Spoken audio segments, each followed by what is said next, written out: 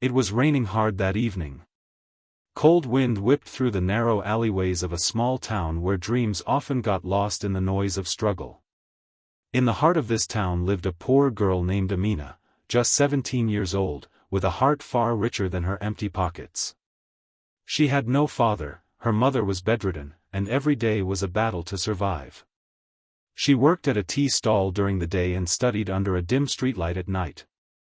That night, soaked to the bone, she was rushing home with medicine for her mother when she noticed something on the roadside, a weak, frail old man sitting in the rain, shivering. Most people passed by. No one stopped. But Amina did. "Baba Ji, are you okay?" she asked, kneeling down. The old man looked up, eyes sunken, clothes torn, and lips trembling. "I haven't eaten in 2 days. I'm cold." Without a second thought, Amina took off her scarf and wrapped it around him. She gave him the only food she had. A piece of dry roti she had saved for her mother. She helped him stand and led him to a small bench under a tin shade. "Wait here. I'll get you warm tea," she said, even though that meant spending the little money she had left. When she came back with the tea, the old man looked at her long and hard. "Why would a girl like you help someone like me?" "Because no one helped my father when he was dying on a road like this. I don't want to become like the people who walked away." The old man's eyes welled up. He reached out, held her hand, and whispered, "What you did tonight will not be forgotten." She smiled gently and walked away, not knowing that night had just changed everything. Days passed. Amina returned to her life. Hard. Tiring. Hopeless at times. But she never lost her kindness. 1 week later, her life took a shocking turn. A black car pulled up outside the tea stall. 2 men in suits stepped out and called her name. She was scared. Had she done something wrong? "You're being invited by Mr. Mirza," one of them said. "He wants to see you." "Who's Mr. Mirza?" she asked, confused. "You'll understand when you meet him." They took her to a grand mansion outside the city, one she had only seen in dreams. Inside, everything sparkled. Amina stood quietly, unsure why she was there, her hands tightly gripping the worn dupatta around her shoulders. Suddenly, the same old man she had helped walked into the room, but he looked completely different. He was clean, dressed in an elegant suit, standing tall with authority. "Do you recognize me?" he asked gently.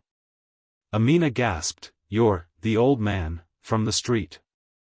He smiled. "Yes. But I am also Abdul Mirza, the founder of Mirza Group, one of the richest companies in the country." Her legs nearly gave out from shock. "I don't understand. That night, I had disguised myself. I was testing something, the humanity left in this world." Many walked by. Only one person stopped. "You." He continued, "I lost my wife to cancer last year. Since then, I stopped believing in people. I thought compassion was dead. But you proved me wrong." Tears filled Amina's eyes. "I just did what my heart told me." "And your heart is what this world needs," he replied. That day, Mr. Mirza did the unthinkable. He announced Amina as the face of his new humanitarian foundation. He gave her a full scholarship to university, offered her mother the best treatment money could buy, and set them up in a beautiful new home. But that wasn't all.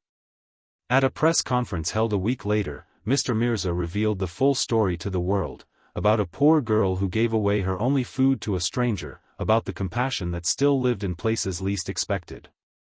Media outlets picked up the story. It went viral. People from around the world were inspired. The girl who once studied under a streetlight was now speaking at international events about kindness and humanity. Years later, Amina stood on a global stage in New York, addressing the UN Youth Conference. "I was once invisible," she said, voice steady and eyes shining.